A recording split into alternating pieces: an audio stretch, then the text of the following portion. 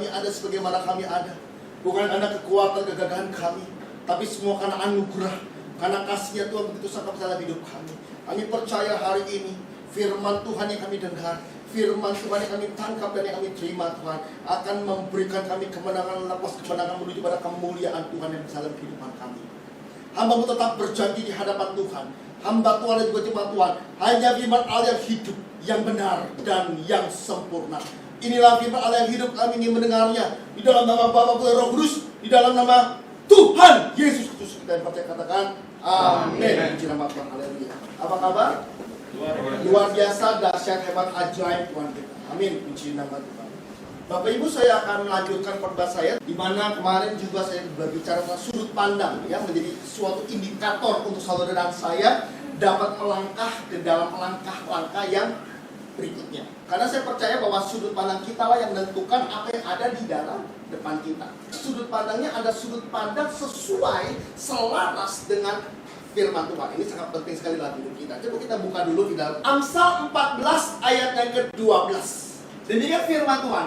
Ada jalan yang disangka orang lurus. Saya percaya bahwa di dalam kehidupan kita pasti ada jalan. Ada jalan. Jadi kalau orang-orang bilang bahwa Pak tidak ada jalan, Pak, tidak mungkin. Jalan itu selalu ada. Karena firman Tuhan dengan jelas sekali bahwa ada jalan. Nah, selanjutnya firman Tuhan bilang ada jalan yang disangka, yang dilihat, yang dikira, yang dipandang sama orang lurus. Tetapi firman Tuhan bilang ujungnya menuju maut. Setiap kehidupan kita pasti ada jalannya. Mau jalan itu benar, mau jalan itu tidak benar, mau jalan itu sesat maupun tidak sesat, tapi jalannya itu selalu ada untuk menuju ke suatu tempat, untuk menuju ke suatu titik di mana kita mau ada di dalam titik itu. Orang ini tidak pernah bisa melihat bahwa di ujung nanti itu ada apa.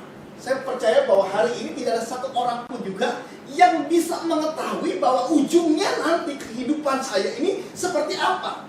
Maka itu banyak orang Kristen yang suka diramal, dan banyak juga pendeta yang jadi peramal.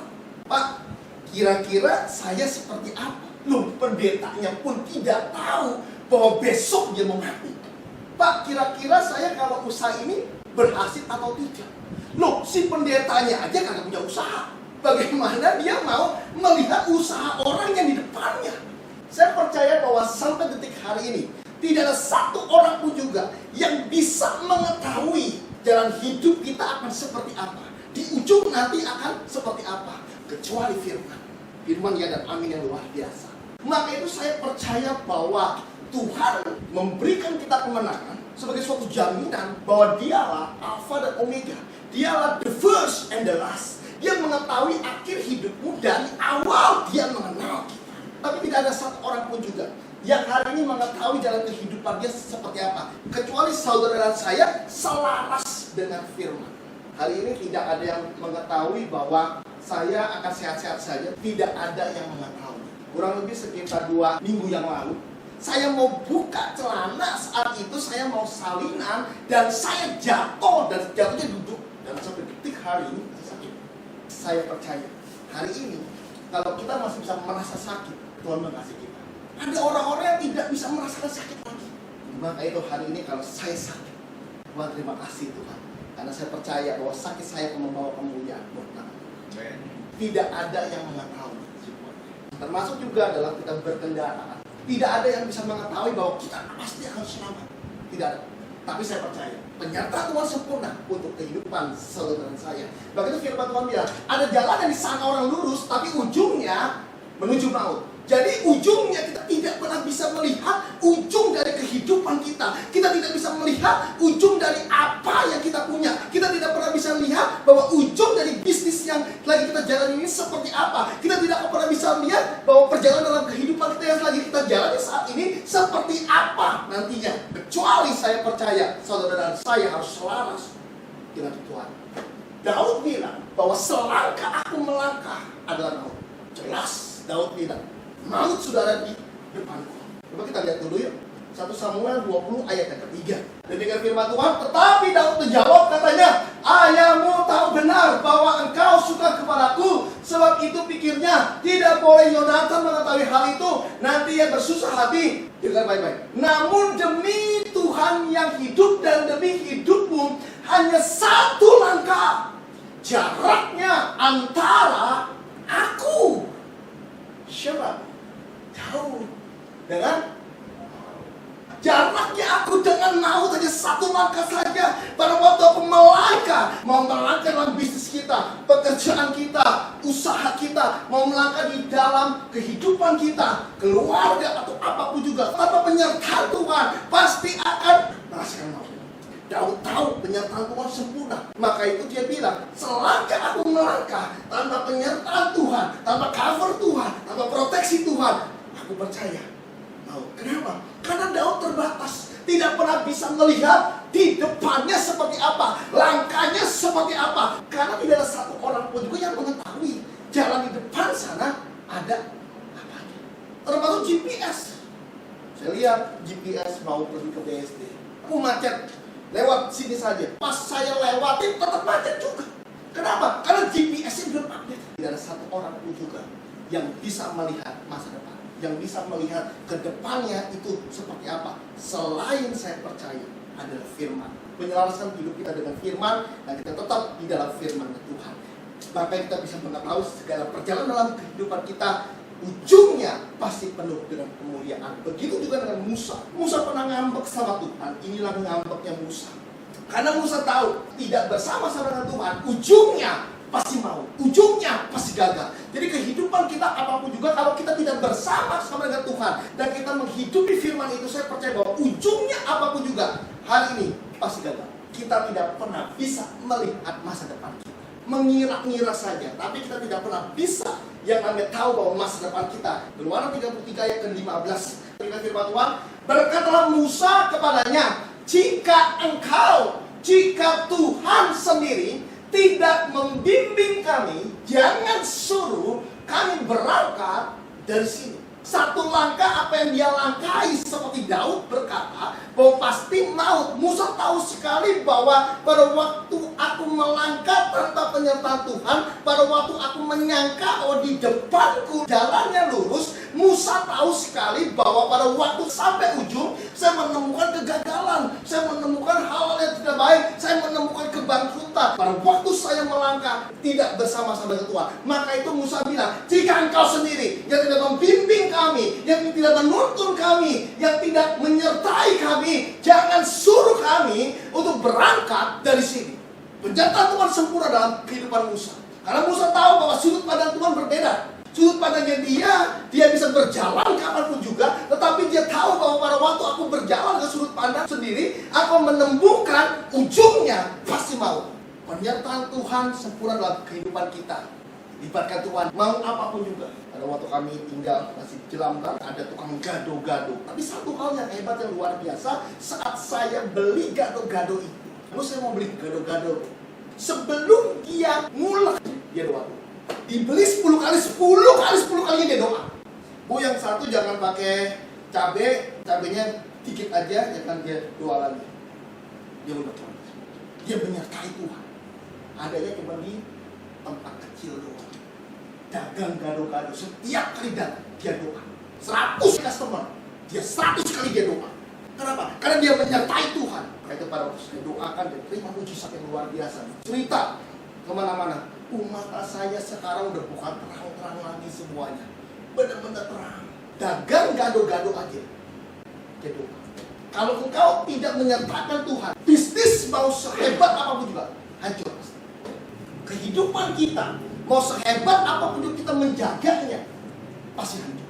Sertakan Tuhan dalam hidup kita. Ketika kita memiliki sudut pandang Tuhan, kita akan melihat bagaimana Tuhan berkarya, karena sudut pandang kita terbatas. Orang-orang yang tidak memiliki sudut pandang Tuhan pasti penuh dengan ketakutan dan membuat ketidakpercayaan. Jadi gini, pertama kali iblis akan mengubah sudut pandang kita menjadi sudut pandang yang buruk atau sudut pandang yang jelek melalui ketakutan demi ketakutan. Saat ketakutan ada, kecemasan mulai muncul dan kita mulai meragukan Tuhan. Kita akan lihat di dalam 2 Raja-Raja 6 ayat 15 sampai ayat 17 bagaimana Elisa memiliki sudut pandang Tuhan. Sedangkan bujangnya memiliki sudut pandang dirinya sendiri. Demikian firman Tuhan. Ketika pelayan abdi Allah bangun pagi-pagi dan pergi keluar, maka tampaklah suatu tentara dengan kuda dan kereta ada di sekeliling kota itu. Jadi si bujangnya ini melihat bahwa di depan sana ada musuh yang mau menyerang dia. Nah, lalu berkatalah bujangnya itu kepadanya, "Celaka tuanku, apakah yang akan kita berbuat?" Pagi-pagi dia bangunin yang namanya Elisa. Dia bilang, abdi Allah, yaitu Elisa, "Kita ini celaka. Apakah yang akan kita berbuat?" Sudut pandangnya dia, kita pasti kalah. Karena dia melihat bahwa di depan sana ada kuda, di depan sana ada kereta dengan segala tentara, dengan segala kekuatan yang ada. Dia melihat apa yang ada dalam pandangan dia. Maka itu yang pertama kali dia respon adalah, "Celaka tuanku." Orang yang tidak memiliki sudut pandang Tuhan, ada masalah, ada problem. Yang pertama, celaka. Mati saya, mati gua. Gak bisa bayar pegawai, duit tidak ada, kita bilang mati gua. Usaha tidak jalan, kita bilang mati. Toko kita sepi, kita bilang mati gua. Setiap orang yang tidak memiliki sudut pandang Tuhan pasti akan bilang, mati saya. Kalau seperti ini mau mampus gua. Celaka tuanku. Apakah yang akan kita perbuat? Harusnya diubah. Orang yang memiliki sudut pandang Tuhan akan diubah. Ubahnya apa? Pertama kali dia ada respon. Responnya bukan celaka, bukan mati. Tapi dia bilang, puji Tuhan. Bukan apa yang akan kita perbuat, tapi apa yang dapat Tuhan saya perbuat. Ketika saya sakit, ketika saya menderita, punya masalah, punya problem, saya bilang, puji Tuhan. Apa yang bisa Tuhan saya perbuat? Bukan apa yang bisa saya perbuat, bukan apa yang bisa dokter saya perbuat, bukan apa yang bisa saya lakukan, bukan apa yang saudara saya bisa lakukan, atau teman saya bisa lakukan, atau karyawan saya bisa lakukan, tapi apa yang bisa Tuhan saya perbuat. Puji Tuhan. Respon kita akan menentukan kemenangan di dalam kehidupan kita. Yang pertama kali, ada masalah, ada problem, apapun juga, apa yang bisa Tuhan saya perbuat. Kemarin ada yang nelfon saya, "Pak Andri, tolong doakan saya. Saya sinusitis sudah lama, Pak. Udah nggak tahu, Pak, seperti apa, Pak. Habis sinusitis, ya perut saya juga kena, Pak. Pak Andri, tolong doakan, Pak. Saya benar-benar udah tidak kuat lagi, Pak. Saya mendingan mati saja, Pak." Yang pertama kali yang saya bilang, omong kosong. Tuhan saya jauh lebih hebat. Saya udah divonis sama dokter, omong kosong semuanya. Kenapa? Karena saya percaya, selama saudara saya masih hidup, berarti masih ada harapan. Ada yang telepon, "Pak Andri, tahu kan si Natalia?" "Oh iya, kok sekarang lagi ada di rumah sakit kok. Nggak sadarkan diri dia. Udah 4 hari. Pertama kali saya bilang, jangan udah 4 hari. Kalau bisa udah sebulan, telepon saya. Kenapa? Karena Tuhan saya hebat, luar biasa. Koma kok udah 4 hari kok. Ini udah menjalani kelima sebenarnya. Puji Tuhan. Lebih lama, lebih baik. Kenapa? Karena Tuhan saya hebat. Tuhan saya luar biasa. 3 hari, 4 hari, maaf. Kecil itu buat Tuhan. Tapi kalau udah sampai 1 tahun, 2 tahun, koma, kemuliaan Tuhan lebih besar. Coba, loudspeaker. Demi nama sang hidup, aku perintahkan Natalia, bangkit kamu, bangun kamu. Langsung dia batuk. Kok, dia sadar kok, dia melek. Dia telepon, "Halo, siapa ini?" Ko Andri.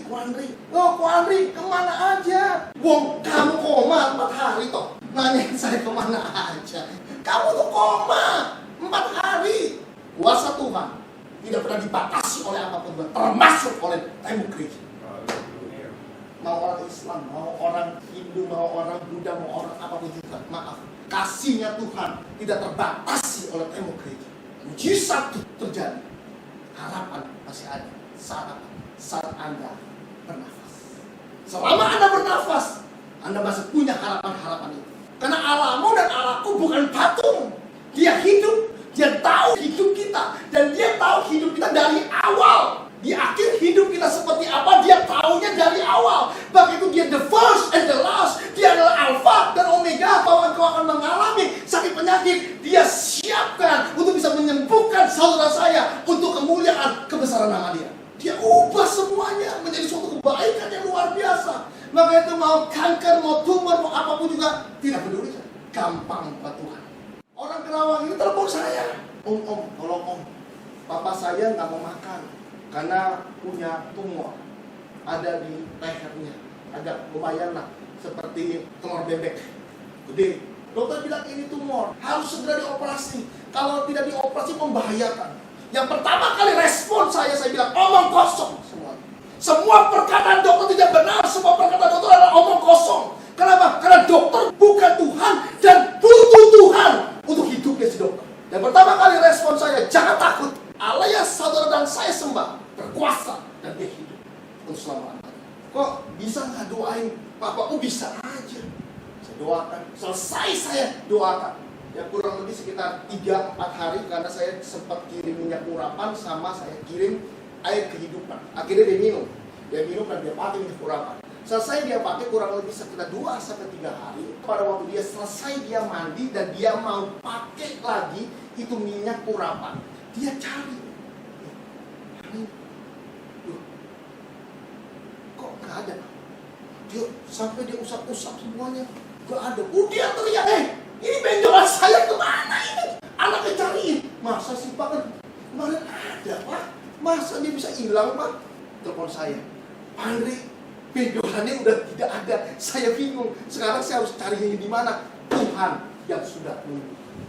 Benjolan hilang total. Segede telur bebek. Kenapa? Tuhan hidup. Tuhan yang saudara dan saya semua. Bukan Tuhan yang mati. Dia hidup. Dan untuk itu dia ada untuk saudara dan saya.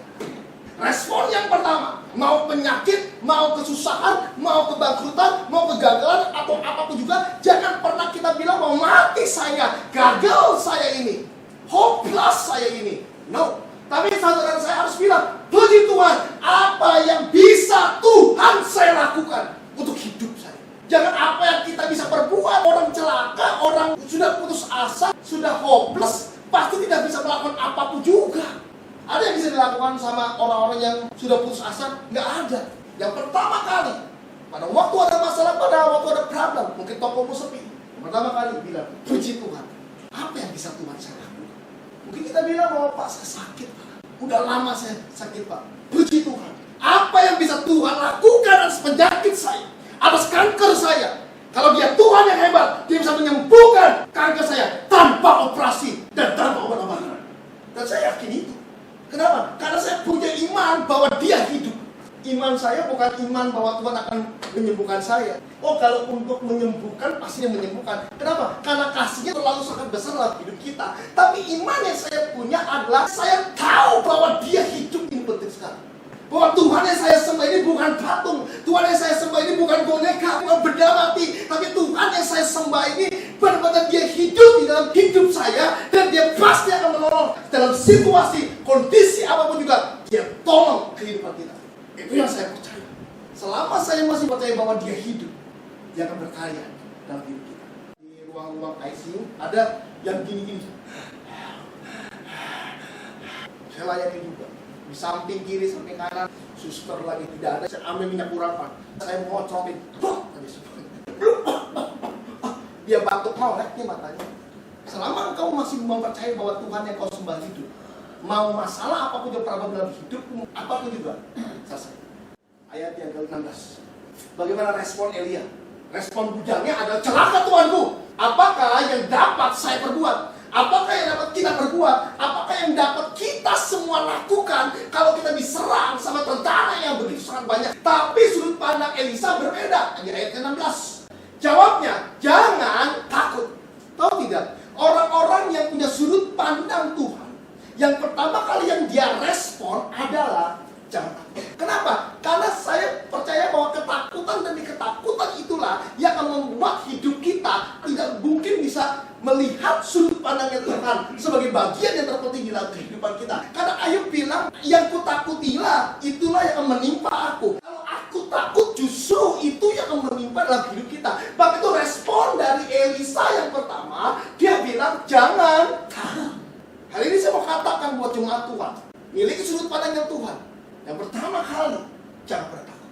Kenapa Pak tidak boleh takut Pak? Karena Tuhan yang Anda sembah, dia bukan patung. Tuhan yang Anda sembah, dia punya hati dan dia punya kasih. Kasihnya menyelamatkan kita, menyembuhkan kita, membebaskan kita, melepaskan kita. Dan dia mau menghapus air mata kita. Kasihnya begitu sangat besar. Daniel ada di gua sendiri. Dimakan? Kenapa kok enggak? Bukan karena Daniel adalah anak perjanjian, bukan. Bukan karena Daniel hidup berkenan, bukan. Kenapa? Karena kasihnya Tuhan atas hidup Daniel lebih besar. Kenapa Sadrak, Mesak dan Abednego bisa bebas dari perapian menyala-nyala? Karena iman mungkin, tapi saya percaya kasihnya Tuhan lebih besar daripada apa yang bisa dilakukan oleh Sadrak, Mesak dan Abednego. Bartimeus, pengemis yang buta, boro-boro imannya ada, tidak pernah belajar iman. Saya percaya kasihnya Tuhan begitu sangat besar, sehingga maaf melewati iman itu sendiri. Kasihnya Tuhan itu luar biasa. Kalau kita bilang Tuhan, saya lagi kesulitan Tuhan, dia tahu kasihnya itu besar. Wanita 12 tahun tidak pernah belajar iman. Kenapa? Kok bisa terima mujizat? Karena kasihnya Tuhan begitu sangat besar. Termasuk 10 orang kusta datang kepada Yesus. Karena apa? Iman. Oh enggak, kasihnya Tuhan begitu sangat besar.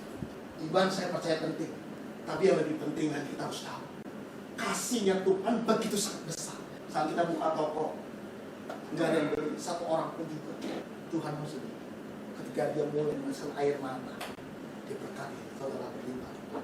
Ketika dia menghasilkan air mata, ada belas kasihan yang timbul. Seorang janda yang anaknya mati, jandanya bilang, Tuhan tolong hidupin anak saya. Enggak, sama sekali tidak. Alkitab bilang bahwa perempuan ini punya anak dan mati yang lagi diusung. Maka tergeraklah hati Yesus. Maksudnya adalah maka Yesus juga menangis untuk hal itu.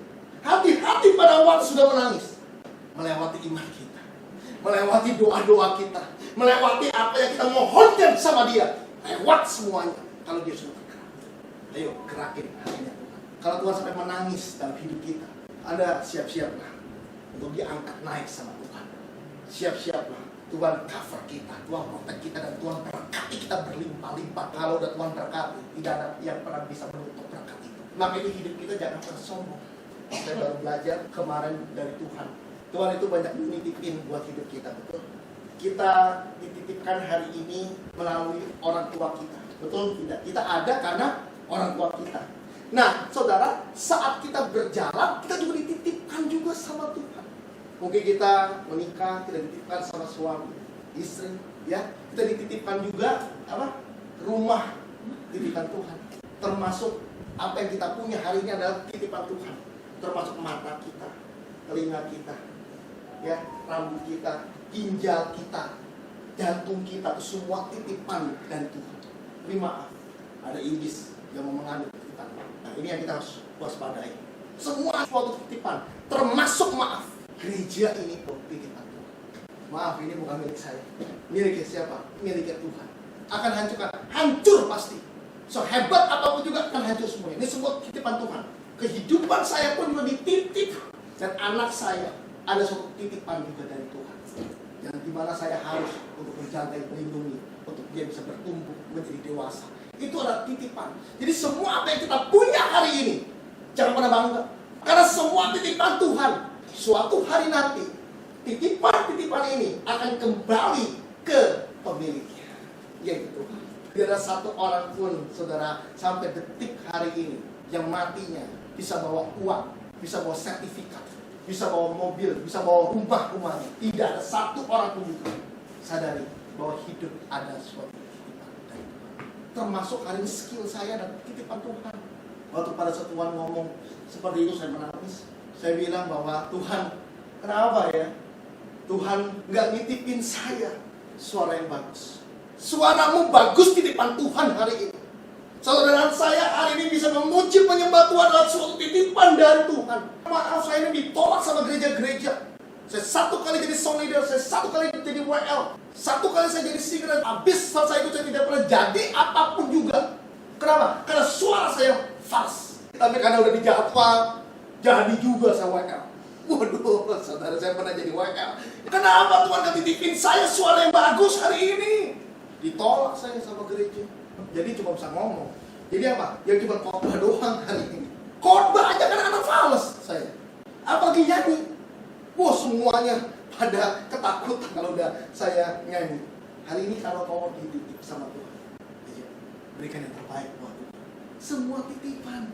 Bisa main keyboard, bisa main musik, maaf, saya tidak pernah bisa main keyboard. Bisa punya main keyboard, berikan buat Tuhan. Bisa main drum, sulit loh. Saya pernah belajar antara kaki, tangan kanan, tangan kiri, ini harus putus putus syarafnya. Maksudnya Anda tidak boleh connecting. Contoh ya, yang satu harus gini-gini, yang satu gini-gini. Coba, nggak bisa. Tapi kalau ada orang-orang yang bisa, maaf, itu titipan juga dari Tuhan.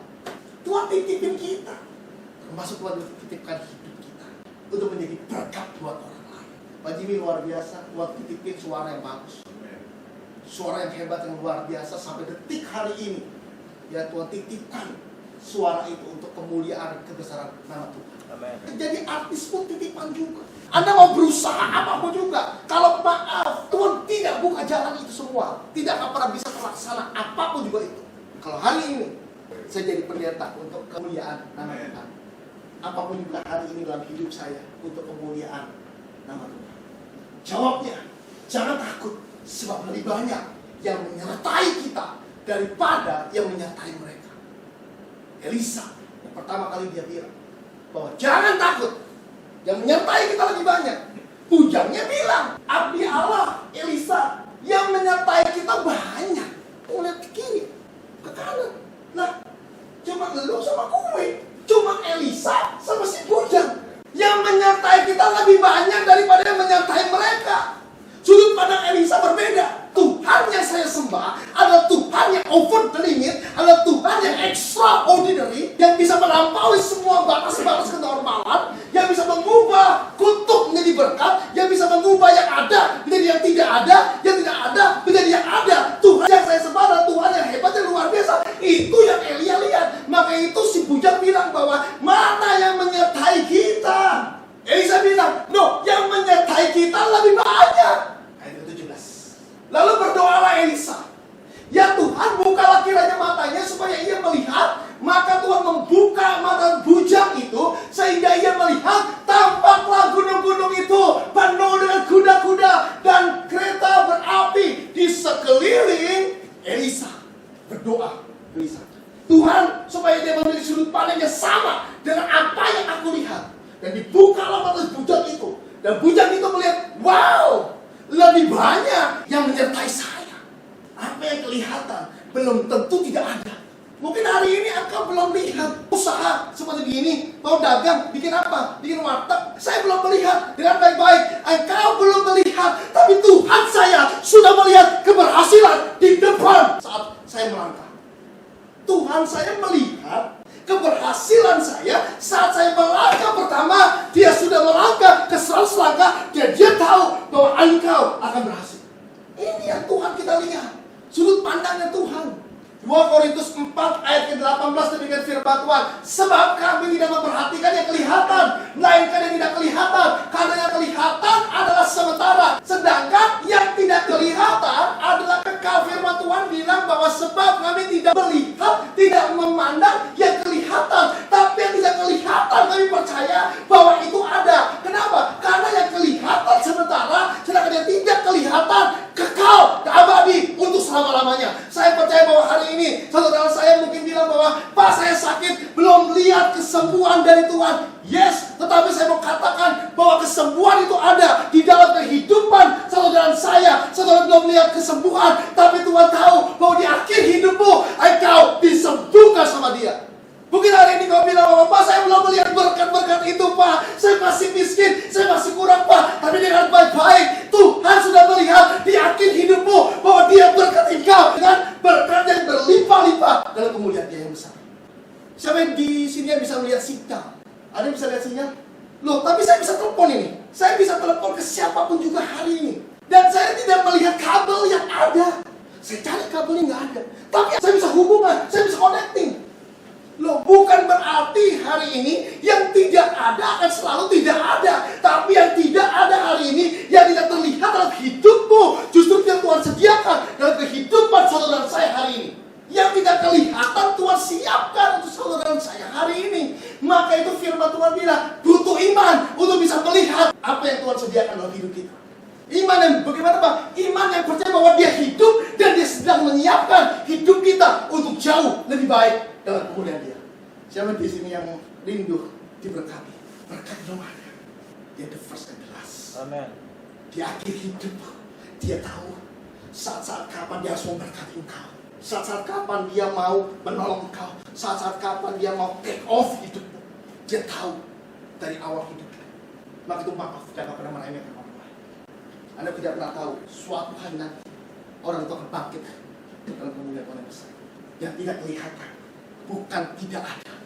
Hari ini ada oksigen yang Tuhan berikan. Saya bisa nampak.